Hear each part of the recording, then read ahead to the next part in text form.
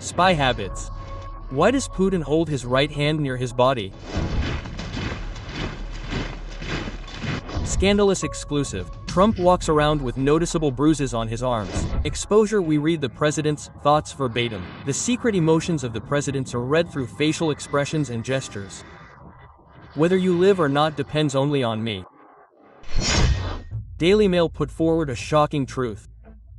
Why does Putin walk and wave his left hand all the time, but he almost always keeps his right hand close to his body, and it barely moves? It's just a sinister reason, because he is a former KGBshnik, a very cool spy. He used to carry a pistol with him precisely so that at any moment he could grab it and kill someone. Can you imagine?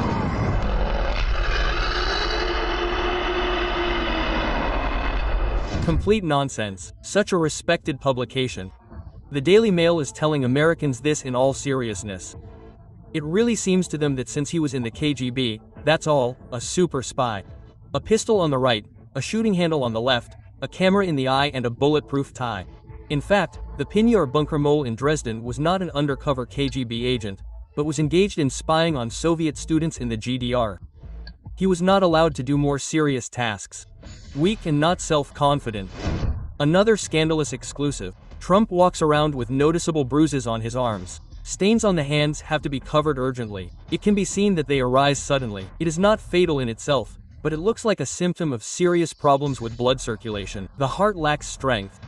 The face shows signs of heart failure and, as a result, severely swollen ankles. Ego is literally not removed standing. The footage tries to hide his ankles. Considering that Trump is now 79 years old, many experts agree that he may not live to the end of a possible second term. The truth of the meeting in Alaska is revealed. Experts saw what was hidden behind smiles and handshakes. We literally read the thoughts of Trump and Putin by postures, gestures, facial expressions. Analysts of nonverbal communication revealed the hidden mood of the presidents and their secret thoughts, which they tried to conceal. The US president arrived in Alaska half an hour before the dictator and was waiting for him on the plane. Again, Putin wanted to emphasize, "I don't need you, I need you." But Trump was open to contact and was ready for a dialogue. Trump waited for Putin without the usual thumbing of his nose, as he usually does to show superiority. Body language speaks for itself. Trump is open, does not show anything that could scare Putin. Trump is clearly in high spirits before the meeting. There are no signs of tension or dominance in ego gestures. He looks directly at him, does not look away, expressing readiness for contact. Putin nods in response, and Trump greets him with a gesture. Moreover, he does this even before Putin came closer. It says, "You see how open I am. Don't let me down, Putin." Vladimir Putin and Donald Trump are the people and presidents. Trump's facial expressions and gestures will be completely different after the meeting. Signs of frustration and great stress. But let's go back to the beginning of the meeting. Handshakes deserve special attention. Trump has a habit of sharply pulling his partner towards him, showing his strength and desire to dominate. Systems. However, this time Trump does not use his usual approach. The handshake looks absolutely normal, without pressure and jerks. Although at first, following his habit, he seemed to want to sharply pull Putin's hand on himself, but he restrained himself in time and limited himself to only lightly pulling Putin to him. Putin, in turn, turned on his own game, decided to take Trump into the loop. It is known that on the plane he rehearsed his first phrase for a long time in order to pronounce it precisely at the moment of contact. And he did it, issued a prepared speech as a demonstration of dominance and confidence. And when we met, got off the plane, I said, "Good afternoon, dear neighbor. It is very nice to see you in good health and alive." And in a neighborly way it sounds very good, in my opinion, good. Putin's phrase does not sound good at all. One word especially stands out, alive. In good health and alive. There is a much greater meaning hidden in it than just the formality of the greeting. This is not a random choice, but a hint of superiority. This is how Putin emphasizes, "I am staying, I am stronger." This is a subtle but demonstrative attempt to show his power and control of the situation.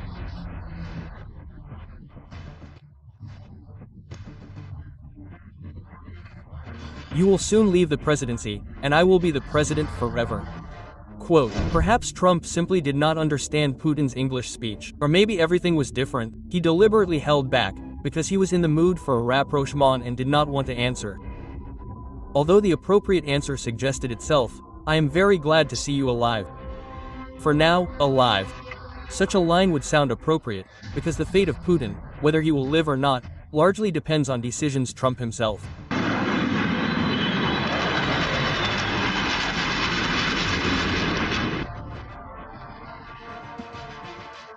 Whether you will live or not depends on the bombers.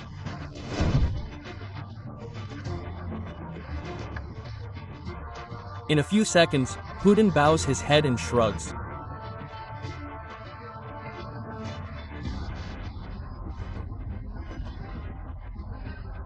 At this moment, an uncontrollable feeling of fear breaks through, and it is not a pure manifestation of fear.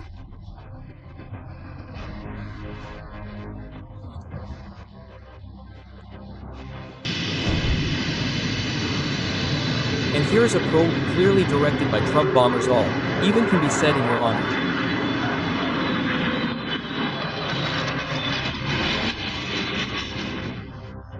Behind these words is hidden, on the one hand, a demonstration of attention and openness to negotiations, on the other hand, a transparent hint of one's own power. Trump shows that he is the master of the situation, that it is he who controls the agenda. In fact, he says, I, Trump, am trying to pull you out, Volodya, by the hair from the war that has become a dead end for you for a long time. I treat you like a family member, I try to give you a chance to make things right, but don't be an idiot, take advantage of it.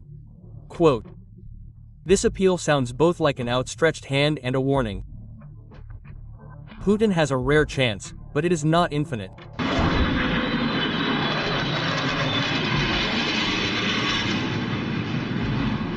But Putin did not take advantage. It is clear that a conversation has already taken place in the limousine, as a result of which Trump understood that Putin continues to spread nonsense about the root causes of the war and wants peace.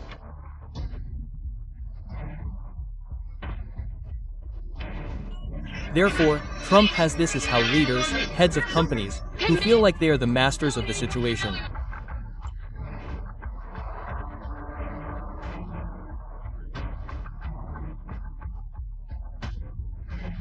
This is the usual way for Trump to be seen.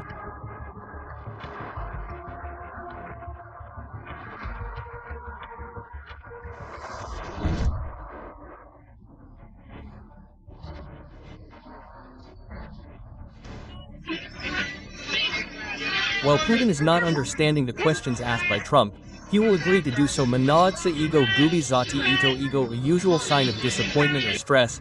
It is clear that the meeting did not go as he expected. Trump's further speech sounds less energetic than at the beginning.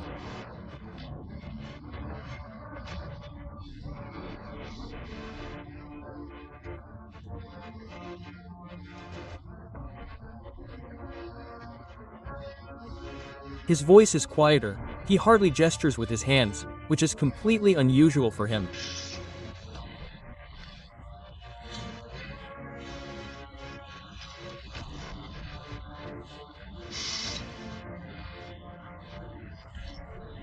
On most of them, a couple of big ones that we haven't quite there, but some headway until there's NATO in a little while.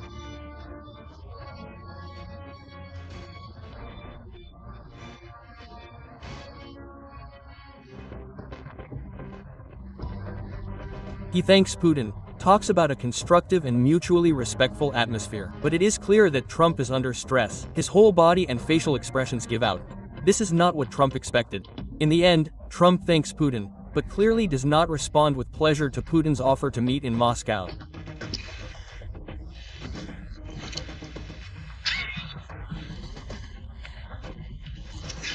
In general, it is very uncharacteristic for Trump to leave the press conference immediately after the announcement, without answering the journalists' questions. By the end of the meeting, he looked disappointed. There was no breakthrough, there was no triumph. His body language clearly shows disappointment and fatigue. But in order to leave the end of the negotiations behind, he sends American fighter jets to accompany Putin's plane on its way from Alaska to Russia. The frightened Kremlin notes that the White House did not inform in advance about such an escort. The hint is very clear: whether you live or not depends on me. Meanwhile, propagandists continue to threaten and hate the entire Anglo-Saxon world. The funniest thing is that propagandists accuse the West of making Ukraine anti-Russian. But the paradox is that it was they who incited hatred for years and prepared their people for war. Let's do it, and Ukraine will understand everything. And you don't need any people. Let's take Kyiv. Well, now they whine that not only will they never take Kyiv, but they will end the war with a greater threat from NATO than in their entire history. Well, here's just applause for your geostrategy. The plan is as reliable as a Swiss watch. Although, agree exactly, because Russia was dragged into Ukraine. And so she did not want to attack. Okay, Ukraine, 2,701 hours after the beginning of ISO, the 23rd hour tells in detail. Danilov, how they prepared for deception, how they dragged Russia into the territory of Ukraine. By the way, we never talk about this at all, that they were delaying us. That is, they did everything for us to go there. Hitler was forced to attack Poland at the same time. As you like to remind yourself, such excuses did not help him save the state very much. By the way, have you not forgotten about the gestures of goodwill of the Russians? Yes, we also thought that the Russian propagandists would no longer be so ashamed, but no, the same thing has only now been ramped up. Just as now a new narrative appeared that Russia took only 1% of Ukrainian territory in 1,000 days. Well, first of all, how to count? And then all the brilliant successes of the Ukrainian armies were mainly associated with deception in Istanbul, when we are of goodwill. By the way, if you didn't know, Europeans tearfully begged the Russians to take pity on us. They asked Soloviev personally. Do not believe? Again, the Europeans asked us then, let me remind you, that no, we will sign everything now, but we don't need to hold a gun to our heads. And that's why we took and moved away from Kyiv. Therefore, the main territorial successes of the Ukrainian Nazi army are connected with our decision in many ways. I think that this was the last experiment to find out whether Europeans have the concept of an honest word. Oh, these Europeans are terrible people. They took and again deceived poor Russia. Well, just not people, but some animals. Adulas, they just brazenly cheated. The only question arises, why are you being deceived by everyone around you? But this is a question for people who have studied similar cases. Unfortunately, we do not have the qualifications to make diagnoses. But we will laugh we can, for example, since the great Russian army receives underpants as a gift for crippled health. Guys, I need someone. Well, let's look at the sizes. Come on, what's up guys? Look, it fits. No. Underpants.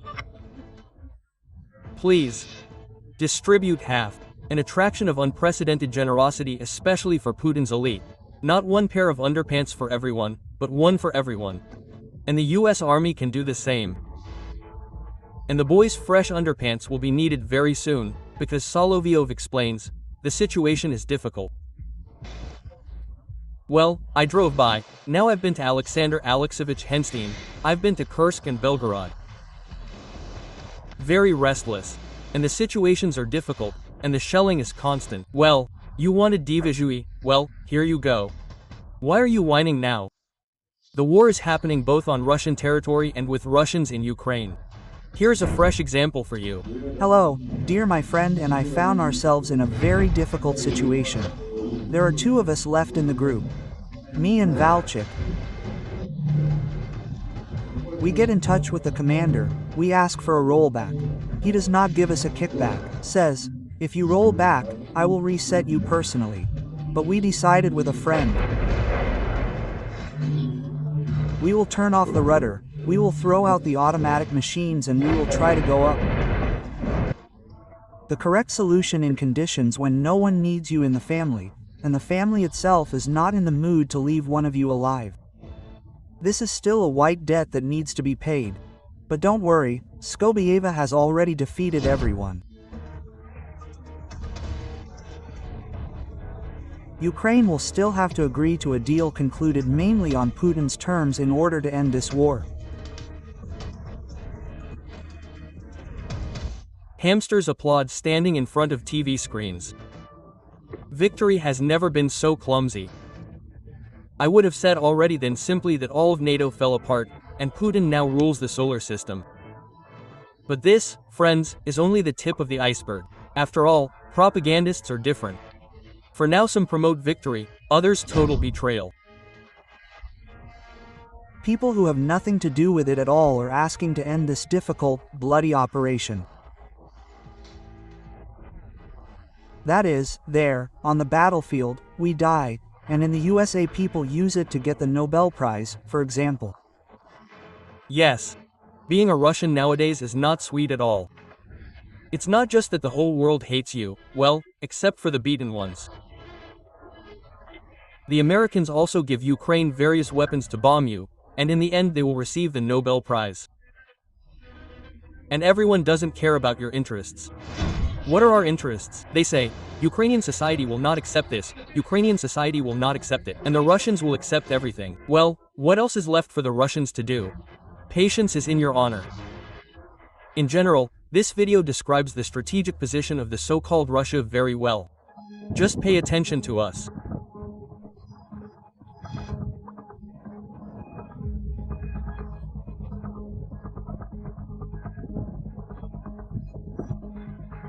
If we don't have water tomorrow, we say, this is not who we are, speechless. No, we're leaving tomorrow, we're going to Rostov, the cars are at our own expense, and we're going to secretly go to Putin on our own.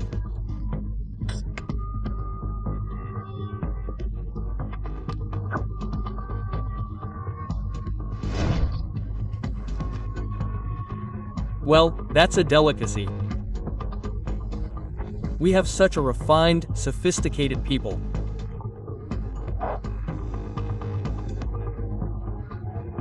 It seems to us that everything is forgiven, and we agree.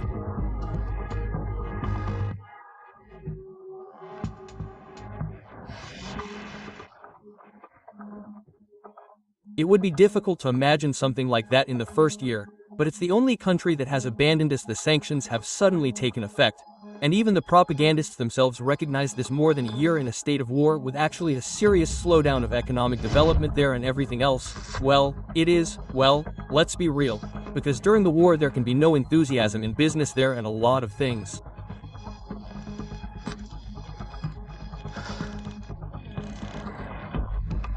We are, of course, brave, but the reality is that the war is going on, and we are doing our best, but the war is going on. And they tell us that yes, you endure all this, but you have to endure it a little more, because happiness lies ahead. And, of course, don't forget, all this is accompanied by drone strikes. An extravaganza. And it's all thanks to a cowardly wretch who decided to play the role of collector of Russian lands. Well, I don't know, it's burning. Yes, he will launch us, he will not launch us. The replacement of the old one has not yet been released, and we will definitely not be launched, so today we are going crazy.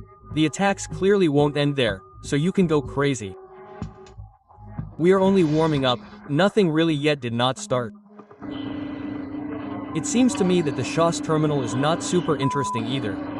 At the same time, the Russians themselves live in an absolutely stunning reality. The TV painted an oil picture in their heads. Yes, in which Russia lifted everyone around from their knees, and we are all so ungrateful and spit on her back. Ukraine constantly used Russia. And I just used it, yes. That's it, done. And it hurts you. Well, at least you can say thank you. whom? This is Russia. For Russia, of Russia, thank you for killing Ukrainians. We will thank you again. You've lost your mind, haven't you? For the fact that we nurtured you, we raised you, we provided for you. Grown, supplied. Give me a specific example. And they will not change. This is clear. In any case, by themselves. There is a small detail that can change the whole puzzle. Russian hardness and impenetrability. And this one puzzle Ukrainian military industry. Just the other day, they showed the very long Neptune, which is feared by all coastal Russian regions. And we have weapons.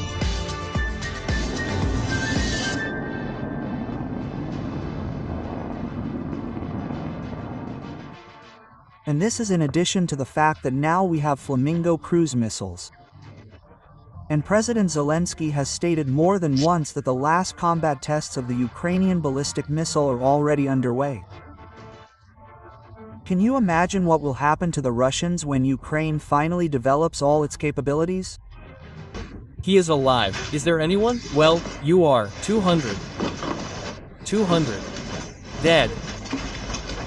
Give it to live people there. Yes, he is 200.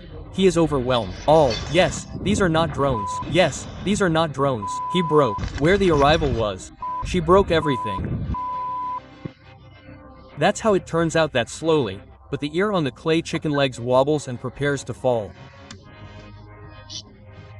Russia held on due to the stupidity of Putin's voters and the citizens' fear of him security forces, but, as you know, everything has its limits, and missiles and strikes on Russia, as you know, greatly accelerate the Russians' adoption of the right decisions in favor of peace. Well, or simply make them unable to fight. Both options are good for us.